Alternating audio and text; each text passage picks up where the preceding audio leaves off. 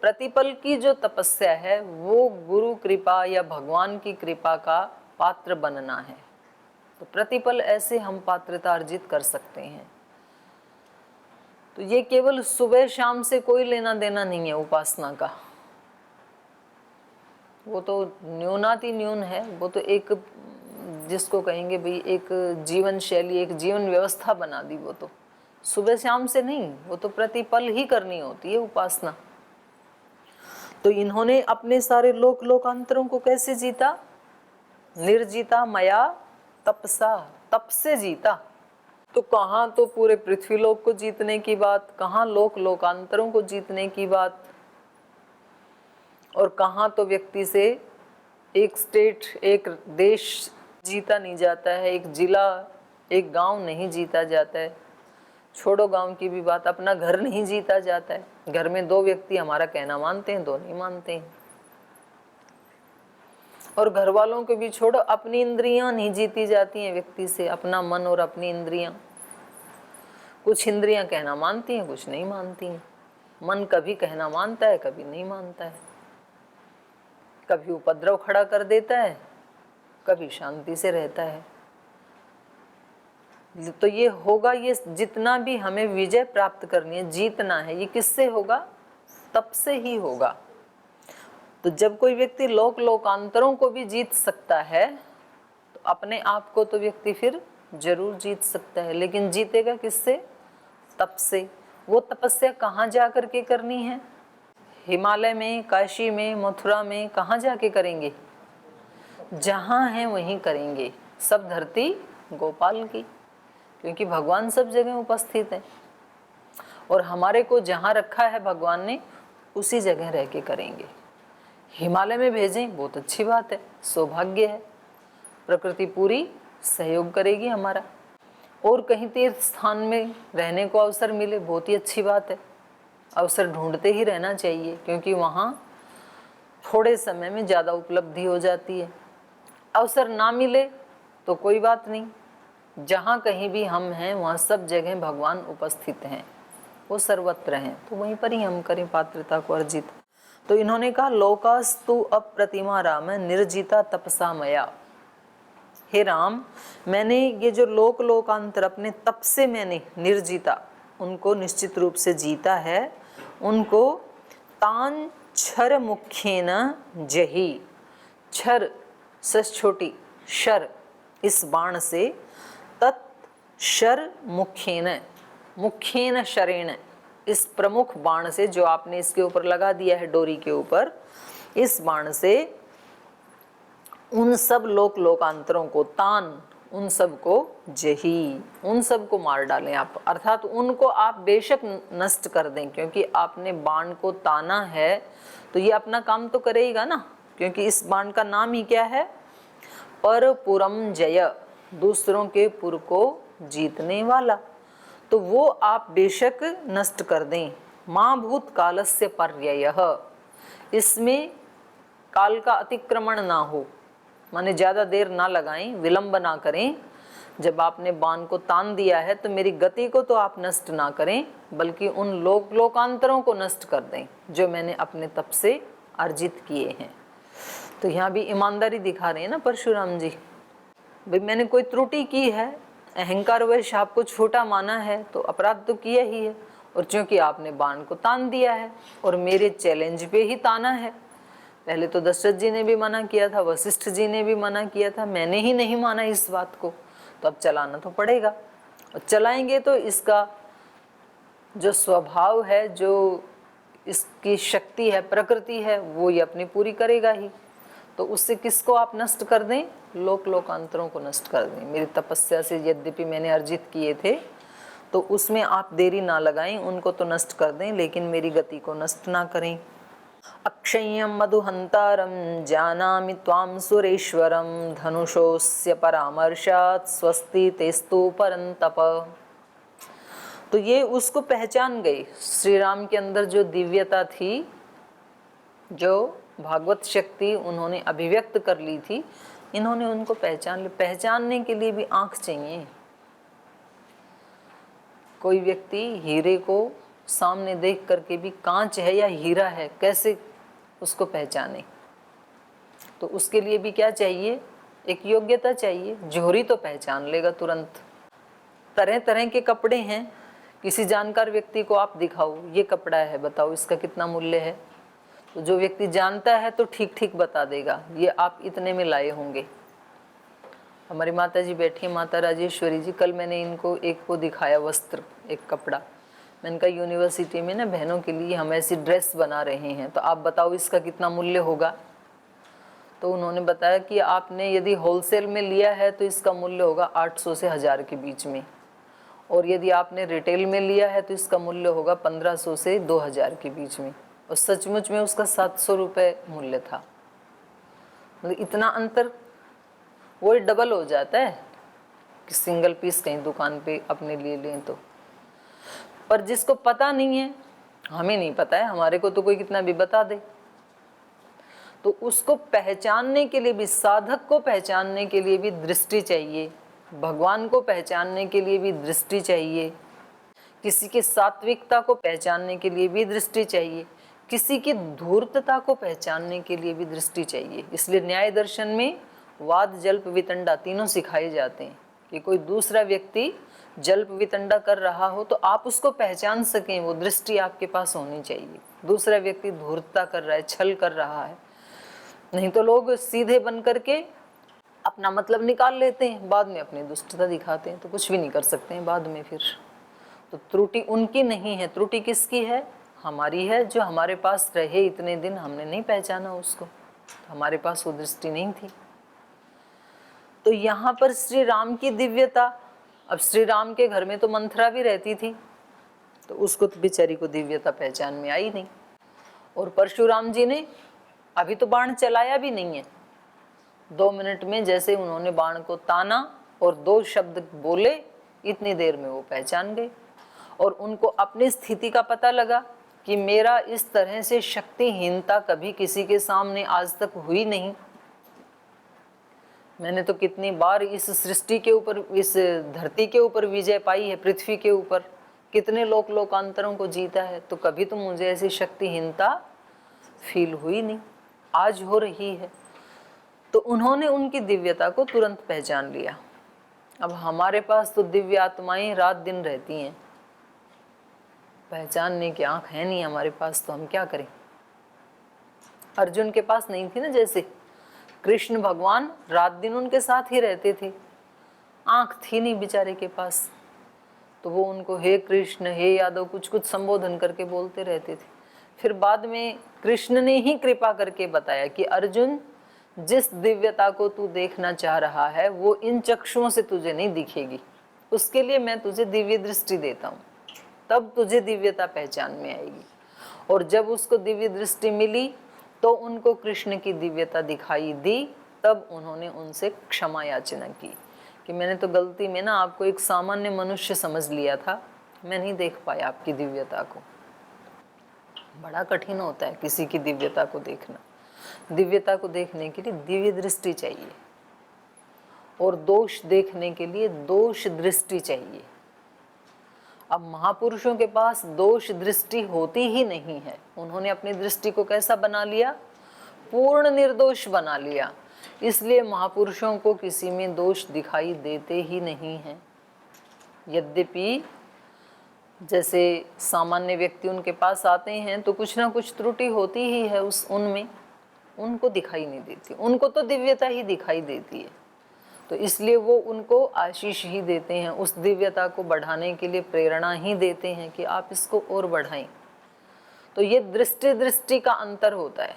तो परशुराम जी के पास ऐसी दिव्य दृष्टि है, तब से उन्होंने अपनी दृष्टि को इतना शार्प बनाया है कि उन्होंने तुरंत श्री राम की दिव्यता को पहचान लिया। और क्या कहा इनको? अक्षय्यम, आप कैसे हैं? अक्षय, अनश्वर हैं आप, पहचान लिया मैंने आपको। मधुहंतारम, मधुकैटभ राक्षस थे ना बहुत, तो मधु के आप हंता हैं। मधु का मतलब है यहाँ मधु नाम का राक्षस। मधुहंतारम, देवी का रूप धारण करके विष्णु ने मारा था उसको, मधु को और कैटभ को। जानामि त्वाम सुरेश्वरम, मैं आपको जान गया हूँ। आप कौन हैं? सुरेश्वर, सुरों के भी ईश्वर, देवताओं के भी देव, महान देव हैं आप, विष्णु हैं। जानामि त्वाम सुरेश्वरम धनुषोस्य परामर्शात, लेकिन जो धनुष आपने हाथ में लिया है इसके परामर्श से स्वस्ति ते अस्तु परम तप, जैसे ही आपने ये धनुष हाथ में लिया है और जिस स्टाइल से आपने इसको तान दिया है, लघु पराक्रम, तुरंत फुर्ती से, आपके बस इतने से एक्शन से ही मैंने आपको पहचान लिया है कि आप कोई सामान्य व्यक्ति नहीं हैं, इसलिए आपका कल्याण हो। आप अविनाशी देवेश्वर हैं, विष्णु हैं, तो मैंने आपको पहचान लिया है। एते सुरगणाः सर्वे निरीक्षन्ते समागताः त्वाम अप्रतिकर्माणम अप्रतिद्वंद्वम आहवे। एते सर्वे सुरगणाः, और ये जो सब देवगण, ऋषि और गंधर्व, किन्नर, नाग, सब के सब जो उपस्थित हो गए हैं इसको देखने के लिए, जैसे ही आपने आयुध धारण किया है, तो कल पढ़ा था ना हम कि सब के सब एकत्रित हो गए संघ में, समूह में आकर के। समेता 9 नंबर श्लोक में पढ़ा था ना, पुरस्कृत्य समेता तत्र सर्वश, सब दिशाओं से आकर के 9वें और 10वें श्लोक में पढ़ा था। तो कहा कि ये सब देवगण जो हैं ये सर्वे समागताः निरीक्षन्ते, ये सब आकर के आपका निरीक्षण कर रहे हैं। किसका निरीक्षण कर रहे हैं? त्वाम अप्रतिम कर्माणम, आपका निरीक्षण कर रहे हैं जो अप्रतिम कर्म करने वाले हैं, जिसकी तुलना दूसरे से नहीं की जा सकती। और महापुरुष ऐसे ही होते हैं। हम तो जैसे कोई टारगेट लेंगे तो हम जैसे पहले सोचते थे भाई अभी हमारी इस जिले में 5 कक्षाएं चल रही हैं, तो हम टारगेट लेंगे तो क्या लेंगे? ज़्यादा से ज़्यादा 10 का ले लेंगे, ज़्यादा से ज़्यादा है वो, नहीं तो हम तो 1-1, 2-2 बढ़ाएंगे। और महाराज जी क्या कहते हैं? 5 से सीधा 50, 10 गुना, फिर 5 सदस्यों से सीधे 500, 100 गुना। तो छोटा सोचते नहीं है, और जब वो सोचते हैं तो हमारे जैसे लोग तो ऐसे अचंभित होते हैं, हमें लगता है ये पूरा कैसे होगा? ऐसे बोलने से थोड़ी पूरा होगा, मतलब इतना बड़ा बोल दिया, ये पूरा कैसे होगा? और फिर देखते हो तो हो जाता है पूरा थोड़े दिन में। तो जैसा भी संकल्प लेते हैं बड़े लोग, तो ऐसे श्री राम कैसे हैं? अप्रतिम कर्माणम, ऐसे ऊंचे कर्म करने वाले हैं जिसकी तुलना किसी दूसरे के साथ नहीं की जा सकती। तो ऐसे आपको ये सारे के सारे सुरगणाः निरीक्षन्ते समागताः अप्रतिम कर्माणम अप्रतिद्वंद्वम, जिसका कोई प्रतिद्वंद्वी नहीं है। प्रतिद्वंद्वी तो बराबर वाला होता है ना, तो भगवान का बराबर वाला है कोई? कोई भी नहीं है, कोई उसके समान भी है ही नहीं, उससे महान तो क्या होगा। तो अप्रतिद्वंद्वम आहवे, ये सब आपको बुला रहे हैं, सब आपको प्रणाम कर रहे हैं। तो इसलिए आप इसमें समय ना लगाएं, देरी ना करें, बल्कि आप पुण्य से अर्जित इन लोक लोकांतरों को तो नष्ट कर दें इस बाण से, और मेरी गति को नष्ट ना करें।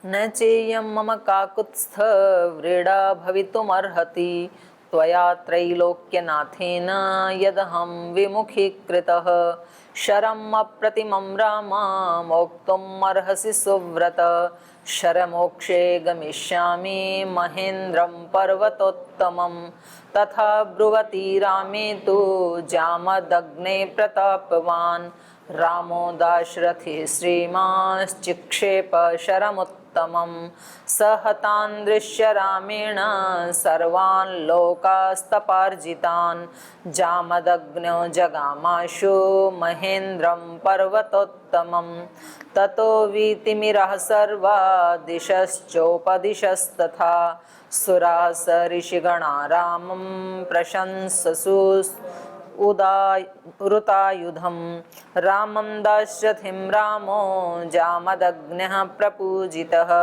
ततः प्रदक्षिणीकृत्य जगाम आत्मगतिं प्रभुः। न चेयं मम काकुत्स्थ व्रीडा भवितुम् अर्हति। हे काकुत्स्थ, इयं मम व्रीड़ा न भवितुम अर्हति। बोले इसमें मैं कोई अपनी अपमान नहीं समझ रहा हूँ। व्रीड़ा मतलब अपमान, लज्जा। तो मुझे इसमें कोई लज्जा नहीं आ रही है कि आपने मेरे को पराजित कर दिया, मेरे तप से अर्जित लोक लोकांतरों को नष्ट कर दिया और मुझे पराजित कर दिया। इसमें न च इयं मम काकुत्स्थ व्रीड़ा भवितुम अर्हति। भगवान के सामने पराजित होना ये कोई शर्म की बात नहीं है, लज्जा की बात नहीं है, क्योंकि त्वया त्रैलोक्यनाथेन यद अहम विमुखीकृतः, जो मुझको त्रिलोक के नाथ के द्वारा विमुखीकृत किया गया, माने मुझे जो पराजित कर दिया गया। विमुख माने उधर मुंह कर देना, जो इधर लड़ने के लिए आया था उसको वापस भेज देना, तो पराजित करना हो गया ना। तो तीनों लोकों के नाथ के द्वारा जो मुझे पराजित कर दिया गया है, विमुख कर दिया गया है, इयम इससे, त्वया त्रैलोक्य नाथेन, आप तीनों लोकों के नाथ के द्वारा जो मुझे पराजित कर दिया गया, इससे मुझे कोई लज्जा नहीं है। माता पिता गुरुजनों के डांट देने पर, फटकार देने पर व्यक्ति को कोई लज्जा नहीं करनी चाहिए। व्यक्ति को गुस्सा इसी से आता है। बोलते आप अकेले को चाहे कितना भी डांट देते मेरे को, आपने सबके बीच में मेरा अपमान कर दिया, तो इसका मुझे दुख है। तो इसका मतलब अभी साधना कम है। अगर इनकी तरह से हम तपस्वी बन जाएं, परशुराम जी की तरह, तो सारे देवताओं के सामने, सारे ऋषियों के सामने, सब जितने भी गंधर्व थे, नाग थे, सबके सामने तो इनको पराजित किया ना। तो इनको बहुत लज्जा आनी चाहिए थी। वे अपने आप को समझ रहे थे 30 मार खां, और सबके सामने पराजित कर दिया। तो ये कह रहे नहीं, मुझे इसमें कोई व्रीड़ा नहीं है, कोई लज्जा मुझे फील नहीं हो रही है, क्योंकि आखिर मुकाबला भगवान के साथ हो रहा है। ये भी तो देखो, जो तीनों लोगों का नाथ है, तो आप इतने महान हैं। तो महान व्यक्ति जो सचमुच महान है, वो सबके बीच में भी कुछ कह दें तो व्यक्ति को क्या सोचना चाहिए कि मेरे को इसमें कोई लज्जा नहीं है, जो उन्होंने किया है वो सत्य है। क्योंकि जो यहाँ भगवान ने उनको एक दर्पण दिखाया है, विष्णु ने, कि भाई इतना सब करके भी आपको अहंकार नहीं करना चाहिए था और दूसरे को छोटा नहीं समझना चाहिए था। क्योंकि श्री राम को इन्होंने तुच्छ समझा कि भाई किसी की कीर्ति कैसे हो सकती है मेरे होते हुए, कौन उस धनुष को हाथ में ले सकता है। तो इस तरह का नहीं करना चाहिए था आपको। तो ये कह रहे हैं कि ऐसा जब आपने किया सबके सामने, तो मुझे इसमें न व्रीड़ा भवितुमर्हति, मुझे इसमें कोई लज्जा नहीं हो सकती है, क्योंकि आपने मुझे पराजित किया है ना।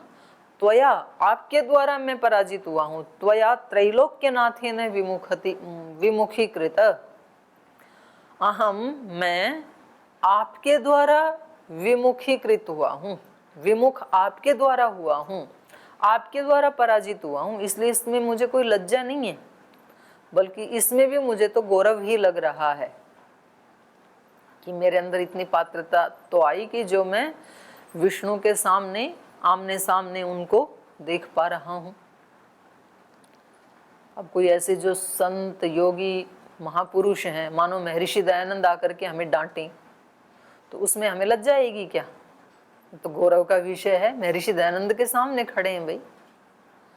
हमें गुरु नानक देव, आदि गुरु शंकराचार्य जी, श्री अरविंद, या जितने भी महापुरुष हैं, उनमें से कोई आकर के डांटे, भगवान राम कृष्ण ये तुम क्या कर रहे हो, तो उसमें हमें लज्जा आएगी क्या? उसमें तो गौरव होगा कि इतने बड़े अस्तित्व ने हमारे को राह दिखाई, और इसीलिए तो उनका जीवन परिवर्तित हुआ। महर्षि दयानंद ने किसको अपमानित किया? अमी चंद को। सबके बीच में तो बोला, हो तो हीरे पर कीचड़ में पड़े हो। तो इससे उनको लज्जा थोड़ी आई, उनका जीवन ही परिवर्तित हो गया। ऐसे महात्मा बुद्ध ने अंगुलीमाल को, वहां तो जंगल में सब तो थे नहीं, पर उनको तो कम से कम राह दिखाई, उनको तो डांटा, कर क्या रहे हो, कौन तुम्हारा साथ देगा इसमें। क्योंकि अपने किए हुए जो कर्म हैं उनका फल भुगतने में कोई साथ नहीं देता है। कर्म करवाने में तो साथ देते हैं लोग, चढ़ा देते हैं। हाँ, आप बड़े साहसी हो, आप वहाँ की सारी बात बता सकते हो, बाकी तो सब बुजदिल हैं, कोई वहाँ की बात बता, कोई मुंह खोलने को तैयार नहीं है, कोई हिम्मत करने को तैयार नहीं है। आप बड़े शेर दिल हैं, आप बिल्कुल वैसा का वैसा बताते हैं, बड़े मुंहफट हैं, ऐसे चढ़ा देते हैं लोग। और फिर उस व्यक्ति को लगता है ये तो मेरी योग्यता है, तो फिर वो जितना है उसमें भी नमक मिर्च लगा के बता देता है। तो अब ये कर्म करवा तो दिया इन लोगों ने प्रेरित करके, पर जब इसका फल आएगा ना, उसमें ये कोई संगी साथी नहीं होंगे। यही सत्य समझाया था महात्मा बुद्ध ने अंगुलीमाल को। तो उसने कोई अपमानित महसूस थोड़ी किया अपने आप को, उसको तो लगा कि मेरी आंखें खोल दिया आपने, तो उसका जीवन ही बदल गया। तो ऐसे इनका हुआ। तो इन्होंने कहा, नैचयम मम काकुत्स्थ वृड़ा भवितुमर्हति त्वया त्रैलोक्यनाथेन यदहम विमुखीकृतः शरम अप्रतिमम राम। इसलिए हे राम, इस अप्रतिम शर को मोक्तुम अर्हसि सुव्रत। कितना सुंदर संबोधन है, सुव्रत, अच्छे हैं व्रत जिसके। कोई बुरे संकल्प भी कर लेते हैं लोग, कुव्रत भी होते हैं, आतंकी हैं, माओवादी हैं, इनके व्रत कैसे होते हैं, बुरे व्रत होते हैं।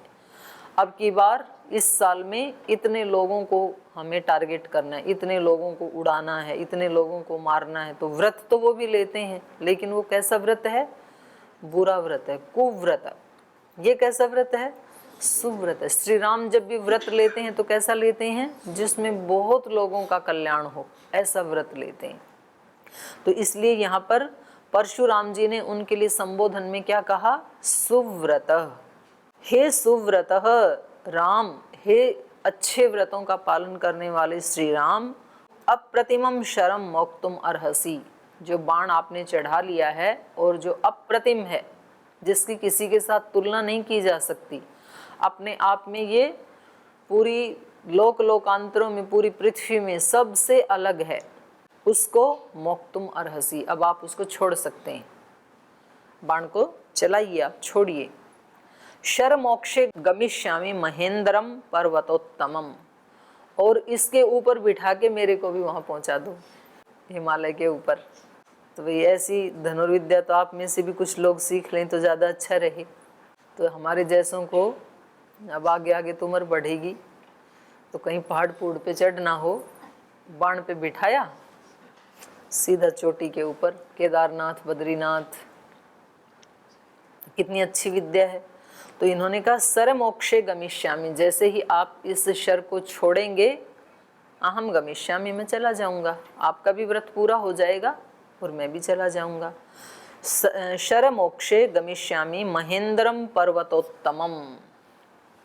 तो यहाँ उस पर बैठ के जाने की बात नहीं कही जा रही है, वो तो मैंने अपनी तरफ से कह दी है और हिंदी में बोल दिया, लिख दिया इन्होंने। बाकी श्लोक में ऐसा कोई संकेत नहीं है। इन्होंने कहा है जो आपने बाण चढ़ा लिया, अब इसको छोड़ दीजिए।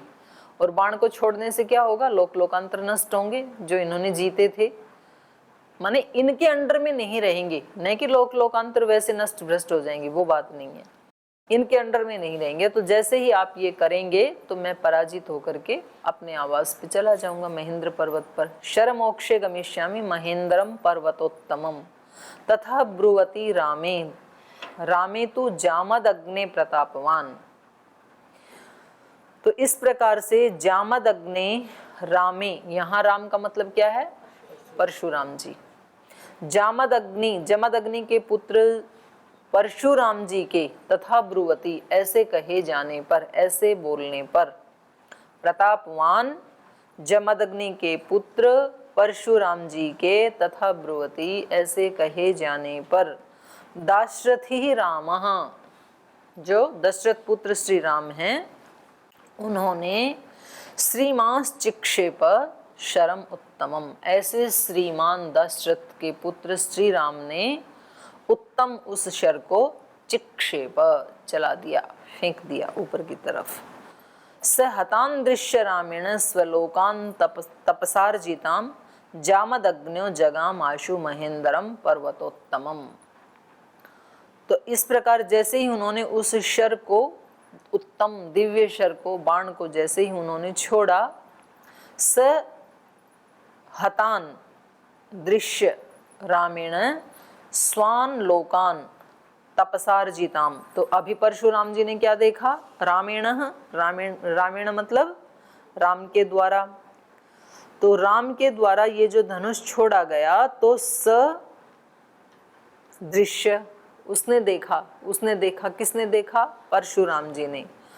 स्वलोकान तपसा अर्जितान, स्व तपसा अर्जितान लोकान, अपने तप से अर्जित किए हुए लोगों को, हतान जो अब उनके अंडर में नहीं है, आहत हो गए हैं, आहत हो गए मैंने उनके अंडर से चले गई, ऐसे उन लोगों को इन्होंने देखा कि अब मेरे सारे लोकांतर छीन लिए गए हैं मेरे से। तो जामदग्न्यः आशु महेंद्रम पर्वतम उत्तमम जगामा। तो ये जमदग्नि पुत्र परशुराम जी शीघ्र ही अपने महेंद्र पर्वत पर लौट गए। ततो वीतिमिराः सर्वा दिशश्चोपदिशस्तथा सुरा स ऋषिगणः रामं प्रशंससु उत आयुधम। ततो वीतिमिराः सर्वा दिशः, तो जब उन्होंने बाण छोड़ा तो सब दिशाओं में वीतिमिरा विशेष रूप से अंधेरा हो गया। दिशश्च उपदिशश्च, दिशाओं में उपदिशाओं में सब जगह अंधकार ही अंधकार हो गया। सुरा स ऋषिगणा रामम प्रशंससु, और सब वो जो देवता ऋषिगण सब जो आए थे उन्होंने श्री राम की प्रशंसा की। उत आयुधम, और उस आयुध की भी प्रशंसा की जो उन्होंने छोड़ा, बाण की भी, धनुष की भी, श्री राम की भी, सबकी उन्होंने प्रशंसा की। रामम दाशरथिम राम जामदग्न्य प्रपूजितः ततः प्रदक्षिणीकृत्य जगाम आत्मगतिम प्रभु। और यहाँ पर दाशरथिम रामम, दशरथ पुत्र श्री राम को, जामदग्न्यः रामः प्रपूजितः, परशुराम जी ने उनका पूजन किया, क्योंकि पहचान लिया उनको ये तो साक्षात विष्णु हैं, तो उनका पूजन किया उन्होंने। ततः प्रदक्षिणीकृत्य, और फिर उनकी प्रदक्षिणा की, और फिर आत्मगतिम जगाम, फिर अपने स्थान पे वो महेंद्र पर्वत पर चले गए। तो इति श्रीमद् रामायणे वाल्मीकि आदि काव्ये बालकांडे षट्सप्ततितमः सर्गः समाप्तः। तो अगला सर्ग कल पढ़ेंगे, आज यहीं विराम लेते हैं।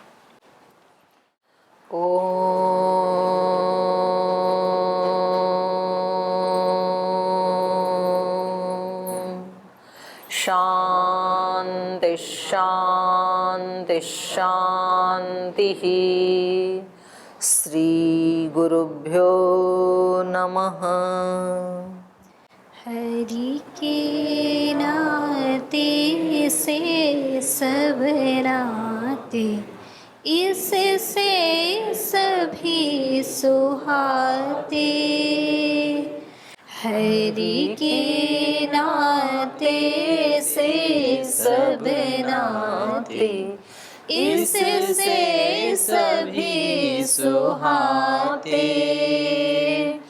किससे बैर करेंगे प्यारे, विविध रूप धर आते। किससे बैर करेंगे प्यारे, विविध रूप धर आते। स्वार्थ बिना जो सबकी सेवा, करते नहीं आघाते। स्वार्थ बिना जो सबकी सेवा, करते नहीं आघाते। पर दुख दुखी सुखी सर सुख में, वो जन हरि को भाते। पर दुख दुखी सुखी पर सुख में, वो जन हरि को भाते। के नाते से सब नाते, इससे सभी सुहाते।